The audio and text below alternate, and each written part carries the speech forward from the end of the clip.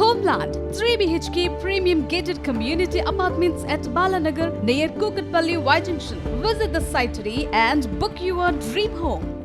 ప్రస్తుత బీఆర్ఎస్ నాయకులు ఇతర రాష్ట్ర స్థాయి నాయకులందరం కూడా కలిసి అనేక విషయాలు చర్చించడం జరిగింది.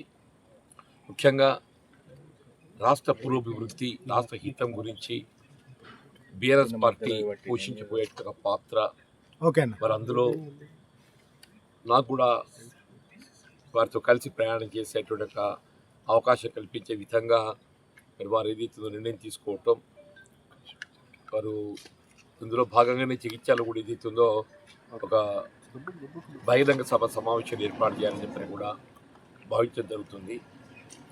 ఆ సభ సమావేశం ఏర్పాటుకు సంబంధించి కూడా ఏదైతున్నదో చర్చించడం జరిగింది. ముఖ్యంగా బ్రాడ్గా డిస్కస్ చేయడం జరిగింది తప్ప స్పెసిఫిక్ అంశాలు అనేవి ఏం లేవు.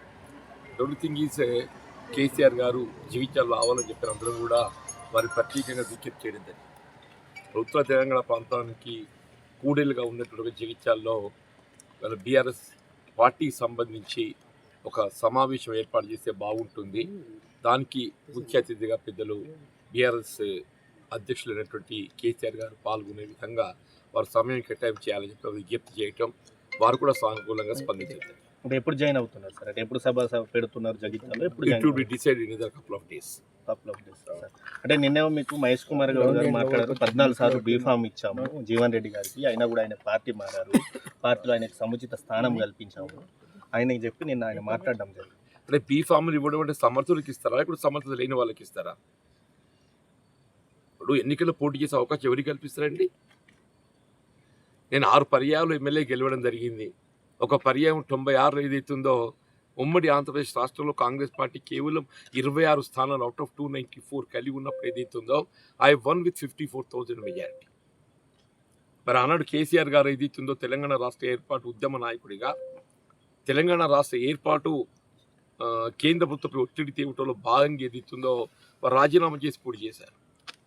అప్పుడు ఏదైతుందో కాంగ్రెస్ పార్టీ మరి నన్ను 2 పర్యాయాలు వారితో పోటీ నిలవడానికి అభ్యర్థి ఎంపిక చేయడం జరిగింది. దాని ప్రభావం ఒక విధంగా నేను తెలంగాణను వ్యతిరేకిస్తున్నట్టుగా నేను భావన ఏర్పడి 2009లో నేను ఎన్నికల పరాజయం చూడటం జరిగింది. నాకు 14 పర్యాయాలు బీఫామ్ ఇచ్చిండ్రు. Definitely I feel proud of it.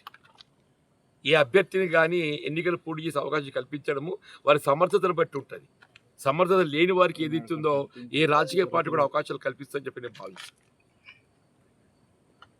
అంటే మీరు పార్టీ మారబోతున్నటువంటి సందర్భంలో పార్టీ మారడం అనేది బేసిక్ ఏదైతుందో కాంగ్రెస్ పార్టీ ఏదైతున్నదో వాళ్ళు ఎన్నికలు చేసిన వాగ్దానాలు అమలు చేయలేకపోవటము, వాస్తవంగా ఏదైతుందో వీళ్ళ కేసీఆర్ గారి పాలన దశాబ్ద కాలం ఏదైతుందో 2023లో ఇక అంతకంటే బెటర్ పాలన ఇస్తామని ఒక భావన అభిప్రాయం కలిగించి అధికారానికి వచ్చినమే.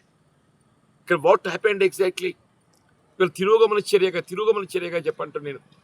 ముఖ్యంగా రైతాంగం వారికి కావాల్సినటువంటి ఒక పెట్టుబడి సౌకర్యాలు కేసీఆర్ రైతు బంధు కార్యక్రమాన్ని ప్రవేశపెడితే 2 పంటలు ఎగ్గొట్టిందని చెప్పంటాను నేను. ఇప్పుడు 3వ పంట రబీకి సంబంధించి కూడా ఏదైతుందో ఇంతవరకు పూర్తి స్థాయిలో చెల్లింపు లేదని చెప్పంటాను నేను. వీళ్ళు ఏదైనా కానీ బెటర్ ఆలోచించి ముందుకు పోతామని చెప్పంటున్నా. ఇప్పుడు ఏమైపోయింది, 2.5 సంవత్సరాల కాలంలో కాంగ్రెస్ ప్రభుత్వం ఎన్నికలు చేసిన వాగ్దానాలను నెరవేర్చలేకపోవటమే కాకుండా తిరోగమన చర్యగా ప్రయాణం చేస్తుంటే ఏ పార్టీ ఎవరైనా కానీ అటువంటి పార్టీకి కొనసాగే ప్రయత్నం చేస్తారా? వీళ్ళ కార్యకర్తలు గుర్తింపు లేకుండా ఆయనకి ఏం చేయాలి?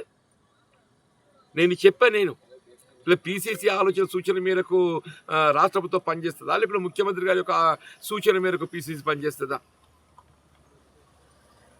ఇలా ప్రదేశ్ కాంగ్రెస్ ఇవాళ కాంగ్రెస్ పార్టీ యొక్క ఆలోచన విధానాన్ని ప్రస్ఫుటం చేస్తుంది. కాంగ్రెస్ పార్టీ యొక్క ఆలోచన విధానాన్ని ప్రస్ఫుటం చేసేది ప్రదేశ్ కాంగ్రెస్. అటువంటి ప్రదేశ్ కాంగ్రెస్ ఆలోచనకు అనుగుణంగా పనిచేయాల్సిన ముఖ్యమంత్రి గారు ఏదైతుందో ఇలా ముఖ్యమంత్రి గారి యొక్క ఆలోచన సూచనకు అనుగుణంగా పీసీసీ పనిచేసినాక ఇలా కార్యకర్తలకు గుర్తింపు లభిస్తుంది.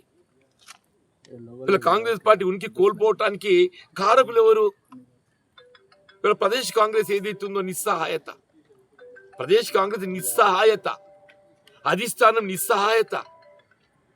నిస్సహాయతతో ఏదైతుందో ఇలా రాష్ట్ర ప్రభుత్వం అదుపు చేయలేకపోవడంతో రాష్ట్ర ప్రభుత్వం వీళ్ళ ఎన్నికల్లో చేసిన వాగ్దానాలు అమలు చేసే దిశగా ముఖ్యమంత్రి గారిని పై ఒత్తిడి తేవటం లోపల సభ్యులు కాలేకపోవడంతో ఈ పరిస్థితి ఎదురవుతుందని చెప్పంటూ నేను బాధ్యత ఎవరు వహించాలి? పిసిసి మహేష్ కుమార్ గౌడ్ గారు వహించాలి, కాంగ్రెస్ పార్టీ అధిష్టానం వహించాలి. సరే నేనే పార్టీ అంటే ఇప్పటికైనా చెప్పండి, బీఆర్ఎస్ పార్టీ అపీరెంట్ ఇవ్వన ప్రజాహితానికి అనుగుణంగా తెలంగాణ రాష్ట్ర ఏర్పాటు ఉద్యమ రథసారథిగా వీళ్ళ కేసీఆర్ గారు ఏది ఇస్తుందో తెలంగాణ రాష్ట్ర ఏర్పాటు కార్య సాధకుడు అయిందని చెప్పంటున్నా.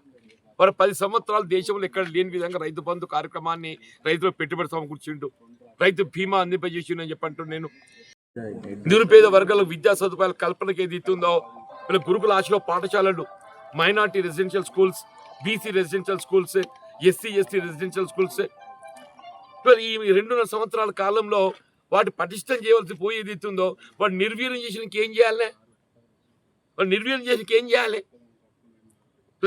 విద్యుత్ శాఖ చెందిన ఆర్టిజన్స్ ఏదైతున్నదో రోడ్ ఎక్కారని చెప్పంటూ నేను, మీరు గమనిస్తూ ఉంటారని చెప్పనుకుంటా నేను. విద్యుత్ శాఖ చెందినటువంటి ఒక ఆర్టిజన్స్ ఏదైతుందో వీళ్ళు రోడ్ ఎక్కి వాళ్ళు ఉద్యమించే పరిస్థితి ఏర్పడని చెప్పంటున్నా. ఆర్టీసీ కార్మికులు ఉద్యమించే పరిస్థితి ఏర్పడని చెప్పంటూ నేను. వీళ్ళ విద్యార్థులు ఇది ఫీజు రియంబర్స్మెంట్ ప్రభుత్వం ఏదైతుందో చెల్లింపు చేయలేకపోవడంతో వీళ్ళ న్యాయస్థానము వీళ్ళ ప్రభుత్వం చెల్లింపు చేయలేకపోతుంది. కాబట్టి కళాశాల నిర్వహణకు తోడ్పడటానికి అవసరమైతే తల్లిదండ్రుల దగ్గర ఫీజుల భారం మోపాలని చెప్పని పేర్కొంది. అంటే ఇది రాష్ట్ర ప్రభుత్వ వైఫల్యం కాదని చెప్పంటూ నేను. ఎక్కడికి పోతున్నాం? కేంద్ర ప్రభుత్వం ఏదైతుందో ఎస్సీ ఎస్టీ ఫీజు రియంబర్స్మెంట్ సంబంధించి 276 కోట్లు విడుదల చేస్తే, ఎస్సీ ఎస్టీ ఫీజు రియంబర్స్మెంట్కి సంబంధించి 276 కోట్లు నిధులు విడుదల చేస్తే అందులో 25% ఏదైతే రాష్ట్ర ప్రభుత్వం వాటా చెల్లింపు చేయలేకపోవడంతో ఆ నిధులు తిరిగి వెళ్ళిపోయినాయి. దయచేసి ఆలోచించండి చెప్పంటూ నేను. ఇలా విద్యార్థుల భవిష్యత్తు ఏమవుతుంది? నిరుద్యోగ భవిష్యత్తు ఏమవుతుంది? మొదటి సంవత్సరం 2 లక్షల ఉద్యోగాలు అన్నారు, 2వ సంవత్సరం 1 లక్ష ఉద్యోగాలు అన్నారు, 3 లక్షలు పోయింది. వాళ్ళు అధికారికంగా ఏం చెప్తున్నారు? 60,000 అని చెప్పంటున్నారు. అసలు ఇచ్చింది ఎన్ని? 17,000. ఎక్కడ పోతున్నామని చెప్పంటున్నాను నేను.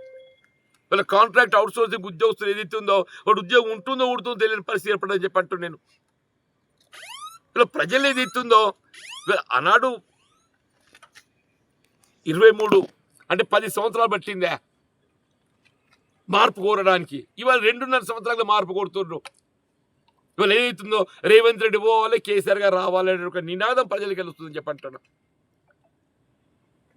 రేవంత్ రెడ్డి గారు పోవాలి, కాంగ్రెస్ పార్టీ మార్పు కావాలి, కేసీఆర్ గారు రావాలి, బీఆర్ఎస్ పార్టీ రావాలని చెప్పని ప్రజలకి వెళ్ళి నినాదం వస్తుందని చెప్పంటూ నేను. దాన్ని ఆలోచన చేయండి. ఇంకా 2 ఏళ్ళు అధికారంలో ఉండేది ఉన్నది. ఇలా కాంగ్రెస్ పార్టీ ఇంకా 2 సంవత్సరాల అధికారంలో ఉండేది ఉన్నది. కానీ ఈ 2 సంవత్సరాల కాలమైనా మెరుగైన పాలన ఇవ్వడానికి ప్రయత్నం చేయండి, ప్రజాహితం కోసం పనిచేయండి. అది ఆలోచన చేయకుండా జీవన్ రెడ్డి ఎందుకు పోతుండే?